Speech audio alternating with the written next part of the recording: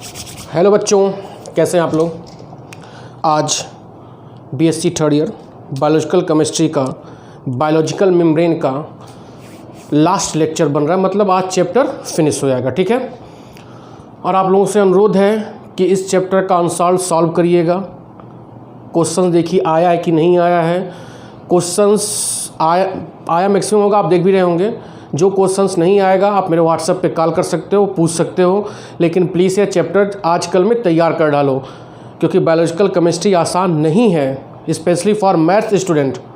बात समझ में आ रहा है तो प्लीज़ वीडियो सही से देखिए, नोट्स को सही से पढ़िए, जो मैं लिंक में दे रहा हूँ उसका फिर नोट्स बनाइए, फिर आंसर देखिए, इसके बाहर से क्वेश्चन नहीं आएगा। ठीक है, तो पिछले लेक्चर हम लोगों ने देखा था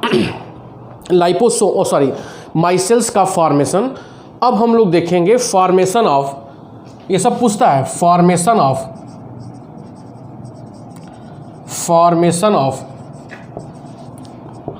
लाइपोसोम्स, पक्का आएगा इस बार, फॉर्मेशन ऑफ लाइपोसोम्स। ठीक है, वेरी इंपॉर्टेंट है। वीडियो देखिए, समझिए, जो मैं बोल रहा हूँ वही नोट्स में है।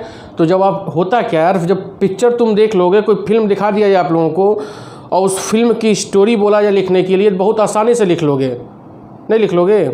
बोलो यार, कोई भी पिक्चर तुम्हें 3 घंटे की फिल्म में पिक्चर हॉल में दिखाया जाए और बोला जाए कि इसको भैया 10 पन्ना में लिखो, आराम से लिख लोगे। तो इस पिक्चर को देखिए, पिक्चर को जो मैं दिखा रहा हूँ उसको मेरे नोट से टैली कराइए, देखिए मिल रहा है कि नहीं मिल रहा है। बात समझ में आ रहा है। देखो, लाइपोसोम्स को बोलते हैं आर्टी, स्पेलिंग गलती, आर्टिफिशियल प्लाज्मा मेम्ब्रेन। क्या बोलते हैं? आर्टिफिशियल प्लाज्मा मेम्ब्रेन या आर्टिफिशियल मेम्ब्रेन। ठीक है, अब देखो, तुमको मालूम है फास्फोलिपिड क्या होता है। सेकेंड ईयर में ऑर्गेनिक में आप लोगों ने लिपिड पढ़ा होगा, बायोमॉलिक्यूल्स में। जब लिपिड में फास्फोरिक एसिड जुड़ जाता है तो उसी को हम क्या बोलते हैं? फास्फोलिपिड। ठीक है, तो हमको करना क्या इसमें है कि फास्फोलिपिड का हमको सस्पेंशन बनाना है। क्या बनाना है? सस्पेंशन सॉल्यूशन बनाना है। अब इस सस्पेंशन का होता है, आधा लोग तो इसी में हैप्पी बर्थडे हो गया होगा। अरे गधों, सस्पेंशन इंटर से पढ़ते आ रहे हो। सॉल्यूट के साइज़ के आधार पर सॉल्यूशन 3 प्रकार का होता है। एक होता है ट्रू सॉल्यूशन, एक होता है कोलाइडल सॉल्यूशन और एक होता है सस्पेंशन। बोलो, क्लियर हो रहा है? तो सस्पेंशन क्या होता है, इसका एग्जांपल देखो। जैसे 1 गिलास पानी लो, उसमें 1 मुट्ठी बालू डाल दो, तो बालू कुछ देर के बाद नीचे बढ़ जाएगा, तो क्या हो गया? बालू का सस्पेंशन पानी में। समझ में आ रहा है? तो फास्फोलिपिड को का सस्पेंशन बनाए किसमें? एक्वस मीडियम पानी में। मेरी बात समझ में आ रहा है? अब देखो सस्पेंशन बनेगा कैसे। जैसे मान लो यह पानी हो गया, यह इसमें हमने क्या ऐड कर दिया? फास्फोलिपिड। यह समझ लोगे, फिगर लिख लोगे, यह फास्फोलिपिड ऐड हो गया, ये सर्किल वाला। ठीक है, छोटा छोटा टुकड़ा, यह फास्फोलिपिड हो गया। कुछ देर को हम सॉल्यूशन को क्या कर रहे हैं? छोड़ दे रहे हैं। सॉल्यूशन को जब हम कुछ देर तक छोड़ देंगे बेटा, तो क्या होगा? जो फास्फोलिपिड है वह नीचे सेटल डाउन हो जाएगा। फास्फोलिपिड क्या होगा? नीचे सेटल डाउन हो जाएगा। ये सब क्या हो जाएगा? पानी हो जाएगा। ठीक है, कोई दिक्कत? सस्पेंशन बन गया इसका। अब इस फास्फोलिपिड का सस्पेंशन हो गया, इसको मिटा रहा हूँ मैं, थोड़ा सा जहाँ कम पड़ रहा है। अब इस सस्पेंशन को हम डालेंगे हाई वेव फ्रीक्वेंसी ऑपरेटर्स होता है। क्या होता है? सब लिखा हुआ, हाई वेव फ्रीक्वेंसी ऑपरेटर्स, जिसको हम बोलते हैं सोनिकेशन। क्या बोलते हैं? सोनिकेशन। सब लिखा हुआ है, क्या बोलेंगे? सोनिकेशन। इस सस्पेंशन को हम क्या डालेंगे? इसमें डालेंगे। फास्फोलिपिड का सस्पेंशन इसमें क्या हुआ? पड़ गया। अब इसमें वेव से क्या होगा? सारे वेव्स इस फास्फोलिपिड पे क्या होंगे? कोलाइड होंगे। 10-15 मिनट तक एक्सपेरिमेंट होगा। कुछ देर के बाद मशीन को बंद कर देंगे हम लोग। ठीक है, मशीन को क्या करेंगे? बंद कर देंगे। बंद करने के बाद हम मिटा रहा हूँ जहाँ कम पड़ रहा है, बंद करने के बाद फिर इसमें हम क्या देखेंगे, यहाँ मैं बना रहा हूँ, ऊपर जाएगा, ठीक है ये तीर। यहाँ पर हम क्या देखेंगे कि जो यह फास्फोलिपिड छोटे से पार्टिकल्स में था वह एकदम रेगुलर स्फेरिकल शेप में हो जाएगा। क्या हो जाएगा? रेगुलर स्फेरिकल शेप में। कौन? फास्फोलिपिड। फास्फोलिपिड किस शेप में हो गया? Spherical shape. क्या हो गया? Spherical shape. और इसी स्फेरिकल फास्फोलिपिड को हम क्या बोलते हैं? लाइपोसोम्स। क्या बोलते हैं? लाइपोसोम्स। समझ में आ रहा है? क्या बोलते हैं? लाइपोसोम्स। अब देखो, अब एक स्फेरिकल को जब हम उठाएंगे, मतलब उसका जब माइक्रोस्कोपिक व्यू देखेंगे, उसकी स्टडी करेंगे, तो उसका स्ट्रक्चर कुछ इस तरह आएगा।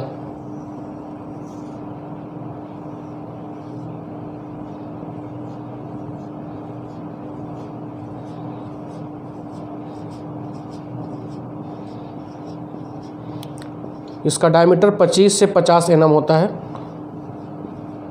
कई फास्फोलिपिड के मॉलिक्यूल इसमें जुड़े होंगे।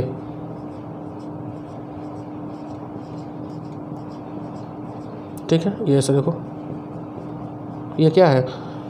ये सब टेल है। याद आ रहा है? Head tail, polar head, non polar tail. यहाँ पर भी पोलर हेड। अब देखो, यह लिपिड का एक बाई लेयर हो गया, फास्फोलिपिड एक लेयर ये हो गया, एक लेयर ये हो गया। तो यहाँ लिपिड का क्या बन गया? By layer. और प्लाज्मा मेम्ब्रेन में क्या होता है? लिपिड का बाई लेयर होता है, इसलिए इसको क्या बोलते हैं? Artificial plasma membrane. क्लियर हो रहा है? सोनिकेशन मशीन बंद करने के बाद हम देखेंगे कई फास्फोलिपिड के मॉलिक्यूल क्या हो रहे हैं? स्फेरिकल शेप में मिल रहे हैं। ठीक है, उन स्फेरिकल शेप स्ट्रक्चर को हम क्या बोले? लाइपोसोम।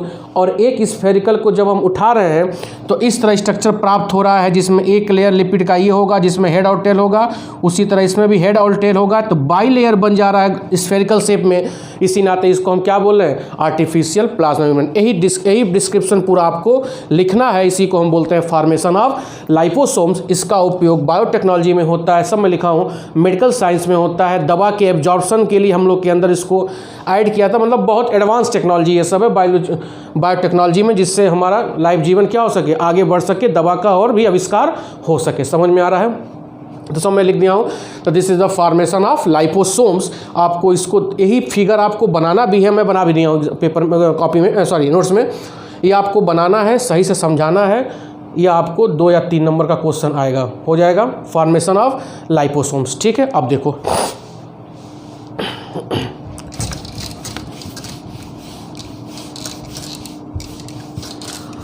अब सबसे इम्पॉर्टेंट टॉपिक जो पक्का पूछता है, थोड़ा सा दिमाग लगाना है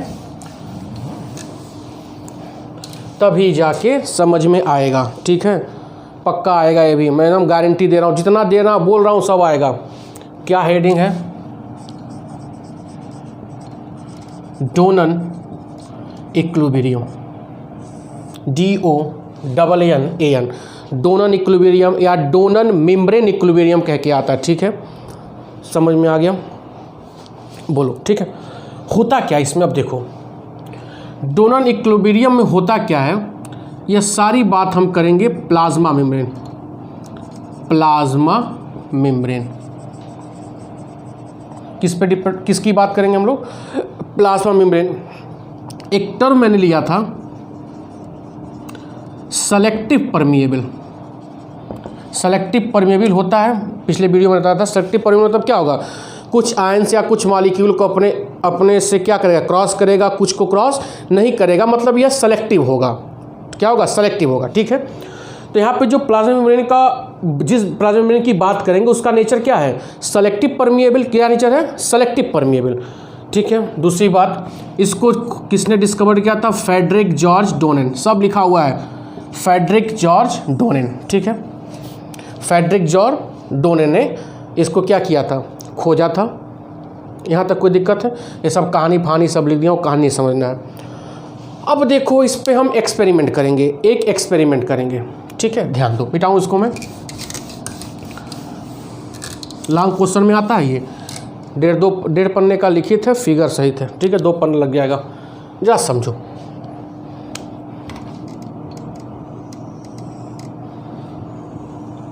दो कंपार्टमेंट बना रहे हैं, दो कंपार्टमेंट बना रहे हैं और उस कंपार्टमेंट को हम प्लाज्मा मेम्ब्रेन से क्या कर रहे हैं, सेपरेट कर दे रहे हैं। और इस प्लाज्मा मेम्ब्रेन का जो नेचर है वो क्या है, सेलेक्टिव परमिएबल। क्या है, सेलेक्टिव परमिएबल। क्लियर हो रहा है? This is the compartment 1 and this is the compartment 2। सब लिखा हूं मैं, कुछ लिखना मत, वीडियो को देखोगे तब भी समझ में आएगा, नहीं तो हैप्पी बर्थडे हो जाएगा। कंपार्टमेंट 1 और कंपार्टमेंट 2, ठीक है। कंपार्टमेंट 1 में क्या है, aqueous solution of NaCl, aqueous solution of NaCl, ठीक है। इसमें है एक्वस सॉल्यूशन ऑफ RCl, कोई साल्ट है, ठीक है। कंपार्टमेंट 1 में हमने क्या लिया, नमक घोल के पानी में डाल दिया प्लाज्मा मेम्ब्रेन, और इसमें कोई RCl को एल्किल क्लोराइड मत समझ लेना, RCl में पोटेशियम कुछ भी हो सकता है, डजेंट मैटर, ठीक है। RCl, इसमें मान लें यहाँ प्लस हो गया, यहाँ माइनस, यहाँ Na प्लस और Cl माइनस, ठीक है, कोई दिक्कत। यहाँ पर कंसंट्रेशन पूरे कितना है, C1 है। यहाँ पर कंसंट्रेशन क्या है, C2 है, ठीक है। कंसंट्रेशन C1, यहाँ पे कंसंट्रेशन C2। दोनों कंसंट्रेशन डिफरेंट है, मतलब कहीं हाई है कहीं लो है, दोनों का कंसंट्रेशन इक्वल नहीं है। ये बात समझ में आ गया? अब देखो, यहाँ Na प्लस, यहाँ पे Cl minus, Na plus Cl minus, यहाँ पर R प्लस, यहाँ पे Cl माइनस, R प्लस और Cl माइनस। अब इस मेम्ब्रेन की क्या खासियत है, इस मेम्ब्रेन से Na और Cl माइनस आसानी से क्या कर सकते हैं, क्रॉस कर सकते हैं, ठीक है। लेकिन R plus is not easily cross, is not cross plasma membrane, मतलब इस R के लिए यह सेलेक्टिव है, मतलब इसको ये अपने तरफ अंदर आसानी से ये क्रॉस कर ही नहीं पाएगा। केवल कौन क्रॉस करेगा, मतलब इस जो प्लाज्मा मेम्ब्रेन लगा है इसका नेचर क्या है, सेलेक्टिव परमिएबल। क्या है, सेलेक्टिव परमिएबल ओनली फॉर किसके लिए, ओनली फॉर Na प्लस और Cl minus, not for R plus, ठीक है। R प्लस इससे आसानी से क्रॉस नहीं हो पाएगा, ठीक है। Na चला गया, यहाँ भी Na चला गया, ठीक है। यहाँ Cl भी जा सकता है, डजंट मैटर, इधर से भी Cl आ सकता है, आसानी से क्रॉस करेंगे, बोलो आसानी से क्रॉस करेंगे। लेकिन this R is not cross plasma membrane, ठीक है, is not cross plasma membrane. तो तब तक Na प्लस या कैटायन एनायन का इधर से उधर ट्रांसफ़र होगा, जब तक होगा, अंटिल मैं उपयोग किया हूँ, अंटिल दिस चैम्बर अचीव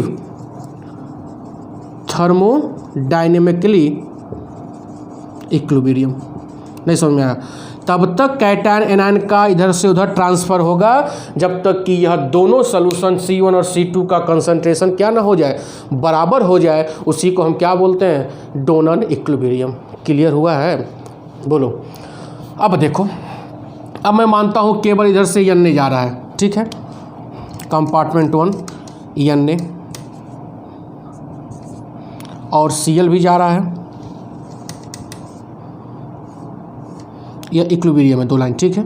इधर क्या है, कंपार्टमेंट 2 R प्लस है और इधर क्या है, Cl माइनस। तो Na भी जा रहा है और Cl माइनस जा रहा है। अब ये C1 में से अल्फ़ा Na निकल गया, डिसोसिएशन नहीं दिखा रहा हूँ मैं, C1 में से 10 में से 4 निकल गया, तो 10 - 4 में लिख रहा हूँ, ठीक है। यहाँ से C1 में से यहाँ से भी क्या आ गया, अल्फ़ा गया, C1 में से यहाँ से भी अल्फ़ा गया, अल्फ़ा मतलब इसमें भी 4 Cl चला गया, ठीक है। तो इधर Na गया, Na आ गया, इधर क्या होगा, C2 होगा, क्योंकि इसका कोई ट्रांसफ़र नहीं होगा। यहाँ पर क्या होगा, अल्फ़ा यह बनेगा, यहीं से अल्फ़ा गया है ना, और यहाँ पर क्या होगा, C2 प्लस अल्फ़ा। नहीं समझ में आ रहा, मतलब 10 था, 10 में से 4 गया, यहाँ भी 10 में से 4 गया, इसका कोई ट्रांसफ़र नहीं हुआ, तो इसका कंसंट्रेशन एज सच रहेगा। तो 4 यहाँ गया, 4 यहाँ पे बन गया, यहाँ प्लस 4 हमने क्या कर दिया, ऐड कर दिया। नहीं समझ में आ रहा क्या कहने का मतलब है? तो इसको हम क्या लिख सकते हैं, C1 minus alpha into C1 minus alpha is equal to C2 into alpha plus, चाहे इसको छोड़ दो, यह दोनों क्या होंगे आपस में, थर्मोडायनेमिकली इक्विलिब्रियम। ये इक्वेशन आप लिख देंगे तो नंबर अच्छा मिलेगा। समझ में आ रहा है? This is the Donnan equilibrium. मतलब इन यहाँ पे आयनों का ट्रांसफ़र तब तक होगा जब तक कि दोनों तरफ आयनों का कंसंट्रेशन क्या ना हो जाए, बराबर ना हो जाए। क्लियर हो रहा है? तो this is the Donnan equilibrium. आज यह चैप्टर फिनिश हो गया, द एंड हो गया। आपको कुछ भी पूछना है तो व्हाट्सएप पे मतलब पूछ सकते हैं, कॉल भी कर सकते हैं। इसके बाद मैं पढ़ाऊँगा न्यूक्लिक एसिड, उससे भी क्वेश्चंस बहुत ज़्यादा आते हैं। और ये आपका हो गया, ठीक है। बहुत बहुत धन्यवाद, थैंक यू। लेकिन एक चीज़ और, आप लोगों को भेजिए, जो गांव के बच्चे हैं जो नहीं पढ़ पा रहे हैं उनको हेल्प मिल जाएगा, उनकी भी तैयारी होती रहेगी। बहुत बहुत धन्यवाद, थैंक यू।